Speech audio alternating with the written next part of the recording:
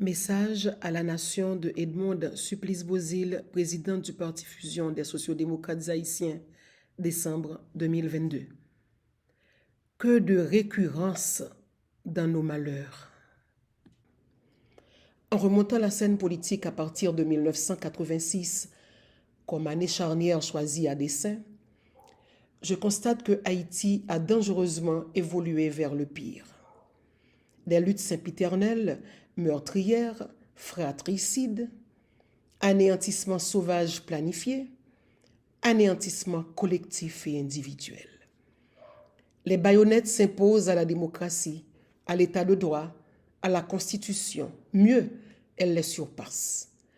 C'est selon toute vraisemblance l'unique façon pour les intolérants de vider leurs différends dans un environnement précaire, dans un milieu peuplé d'aventuriers. En cette fin d'année 2022, il ne peut y avoir de réjouissance dans cet ensauvagement du territoire où, chaque jour qui passe, les gangs de tout crin prolifèrent, élargissent leurs tentacules juste pour entretenir la peur et le désespoir, pour nous inoculer le venin de la haine et de la division, pour arracher une plus grosse bouchée de nos libertés. En cette occasion de fin d'année, toutefois, il est venu le temps de dire aux Haïtiennes, aux Haïtiens, que le pays a des repères. Il est venu le temps de rappeler aux concitoyennes et aux concitoyens les réflexions de nos devanciers vers la construction d'un État moderne, sur l'existence de partis politiques réels, sur l'édification des institutions solides et pérennes. C'est dans cette lignée que je me suis toujours inscrite en tant que femme politique d'État. Après tant de troubles qui ont agité le pays et les dégâts en ma résidence et au local de mon parti, je veux m'adresser aux compatriotes ici et ailleurs pour mettre en exergue mon parcours politique, la philosophie politique qui m'anime, la portée des alliances que la fusion a scellées depuis son existence et aussi renouveler mon attachement à la poursuite du combat guidé toujours au nom de l'intérêt national. J'ai appris à me dire en luttant que les épreuves, peu importe leur dimension, participent des étapes obligées à surmonter pour aller plus loin dans ses ambitions. Celles des derniers temps sur ma résidence et sur le local de la fusion n'ont pas été au fond de moi, ne m'ont pas atteint pour me voir perdre la parole et arrêter mon parcours de grande combattante pour l'édification d'une société plus juste, plus fraternelle, plus conviviale, plus respectueuse des normes et des principes. Oh non, je n'accorderai pas cette victoire trop facile à ceux-là qui ne cesseront jamais de me regarder comme cette entrave majeure à la reproduction d'un système aussi vieux que l'existence de l'État d'Haïti, 218 années. Dans ma vie de femme politique et de combat, je me suis constitué un ressort incassable, ma conviction. Et j'ai de qui tenir, car la première femme qui m'a marquée s'appelle Amista Gilles Supplice, ma mère. Elle a déposé en moi cette semence qui n'a cessé de germer. Donne-toi des objectifs et avance avec détermination. Fais ce que je n'ai pas su ni pu faire, me disait-elle toujours. Ces paroles résonnent en moi en permanence. C'est ma première motivation. Cette conviction est constamment alimentée par les luttes politiques et sociales des combattantes de ma terre natale.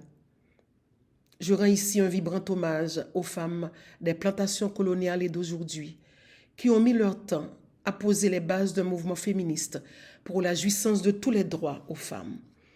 Je fais référence à Marie-Jeanne, Sanit Belair, Marie-Claire Heureuse Félicité, Cécile Fatima, Alice Garout, Madeleine Sylvain Bouchereau, pour ne citer qu'elles.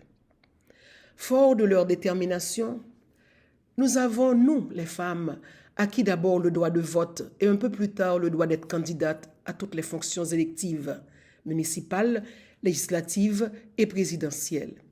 Désormais, les garanties constitutionnelles et légales existent en notre faveur. Mais dans une société qui porte avec orgueil et fierté son machisme, la bataille doit être sans relâche pour une digestion plus aisée de nos avancées significatives. À ce compte-là, très jeune, j'ai été élue députée. Aux élections qui ont suivi en 2006, je suis devenue la première sénatrice du Plateau central et la première vice-présidente du Grand Corps. À côté de mon statut de présidente du Parti Fusion des sociodémocrates haïtiens, je suis la vice-présidente de la COPAL et aussi la vice-présidente de l'Internationale socialiste, élue au Congrès de Madrid en novembre 2022. Bien évidemment, quand je parle de mon parcours, c'est avec gratitude. J'en sais le meilleur gré du monde à mes devanciers, à Serge Gilles tout particulièrement, à une école de pensée. Pourquoi tout de même le pays est en mode de régression permanente sans arriver à atteindre jusqu'à présent le fond du puits? Mode de régression, dis-je, puisque les méthodes de lutte utilisées jusque-là par d'aucuns qui se placent à l'avant-scène politique accordent une place à l'agitation des querelles entre les groupes de la société sans la recherche d'une passerelle nécessaire pour la construction d'une société où tous possèdent le droit d'exister et de vivre, noirs, mulâtres, riches, pauvres, vaudouisants, protestants, catholiques, etc. Les pouvoirs clivants après la chute des Duvalier et bien avant, prenant naissance à la faveur d'une telle forme de combat, sont incapables de poser véritablement les vrais problèmes du pays. À l'évidence, il faut une politique de la modernité pour une gouvernance éclairée. Mettre ensemble les forces contraires pour le changement, qui n'a pas été appliqué depuis le 18 novembre de 1803, demeure le grand défi à relever. Cela exige un virage qualitatif. L'esprit de 1791 ne peut constituer une fixation éternelle dans les manières de mener les combats. Il faut le dépasser. La fusion, une philosophie et une pratique politique. Il y a 19 ans, depuis que les sociodémocrates ont mis sur pied cet outil politique. Il s'agit de cette alternative crédible dont la vocation essentielle est de conduire de manière responsable les Haïtiennes, les Haïtiens à la réalisation graduelle de leurs espérances trop longtemps dévoyées par des aventures politiques sonores et sans substance. L'intérêt national demeure le guide principal de toutes les démarches politiques jusque-là accomplies. La fusion est porteuse d'une philosophie et d'une pratique politique que nous résumons dans les éléments suivants. 1. Le parti aspire au changement non pas par le biais de révolutions violentes, mais en coopération avec la société civile et les responsables de l'État. 2. La recherche de consensus demeure en tout temps et en toutes circonstances la marque essentielle conductrice de toutes nos stratégies politiques. 3. Le parti croit fortement qu'il faut apporter des correctifs sociaux au mode de production en pratique en Haïti, le féodalo-capitalisme. 4. Le parti fait adoption donc de la forme réformiste et modérée du socialisme. En 2006, le Parti Fusion des sociodémocrates haïtiens fait une rentrée solennelle dans l'arène politique avec une présence remarquable au Parlement, 18 députés et 5 sénateurs. Le parti, première force politique à cette époque, est donc présent dans ce haut lieu où doivent se manifester les grandes orientations politiques des projets nouveaux pour le pays. Mais chaque fois que des élections sont organisées sous le contrôle d'un chef d'État, ils cherchent toujours à se reproduire, d'où des élections truquées à l'instar de Pétion. Fusion demeure le seul parti à avoir recommandé très tôt le vote électronique. Le parti a toujours le souci de faire des propositions aux dirigeants placés à la tête de l'État.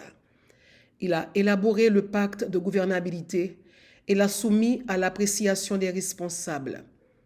Dans cette perspective, il a rencontré en maintes occasions René Préval, Joseph Michel Martelly, Jovenel Moïse, à l'effet de trouver ensemble la voie capable d'engager notre Haïti dans la voie du progrès et de la modernité. Tous en théorie étaient pour. Dans la pratique, ils étaient contre. Aussi, Haïti a-t-elle plongé son aventure de pouvoir pour des résultats bien vides.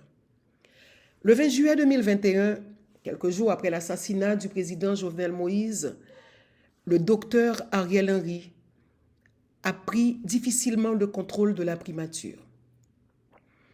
La fusion avec d'autres partis politiques et des organisations de la société civile, dès le 9 juillet, ont élaboré et adopté le projet d'entente nationale PEN, une façon d'apporter un appui au pouvoir constitué.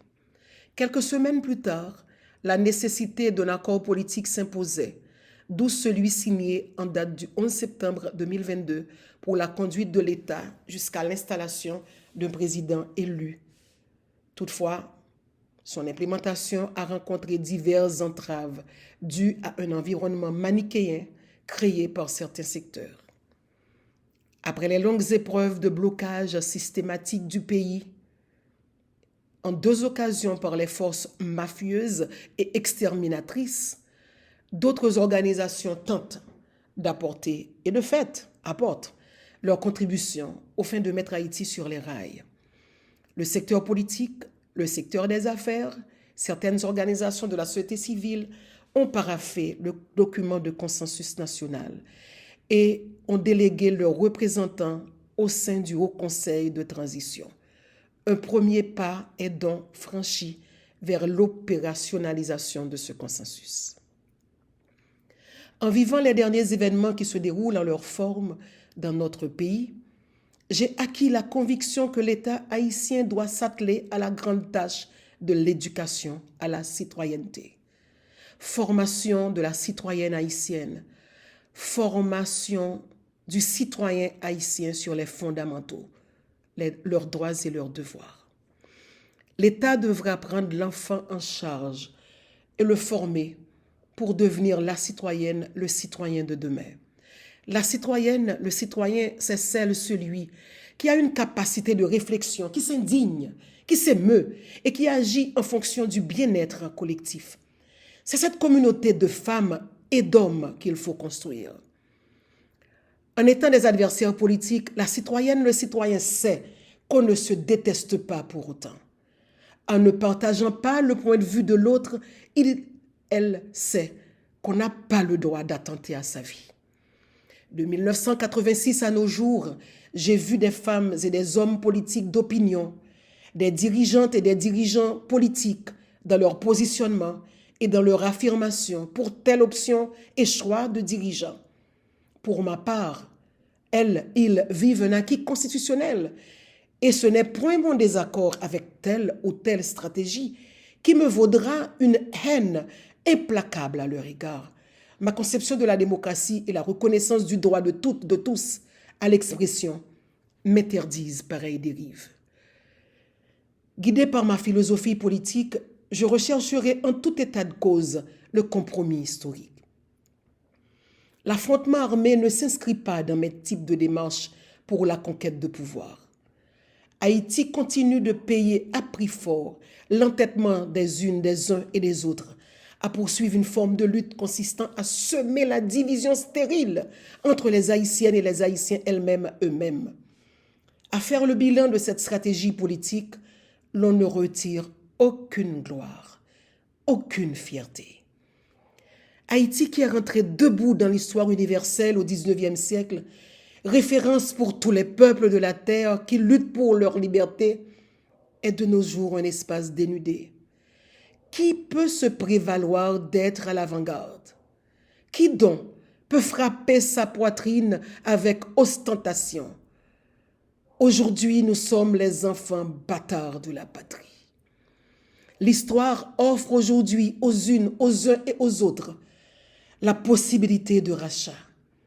Il faut la saisir en construisant une alternative de concertation autour d'une vraie entente nationale. Le seul prix à payer pour faire fructifier l'héritage qui a été transmis il y a plus de 2 siècles.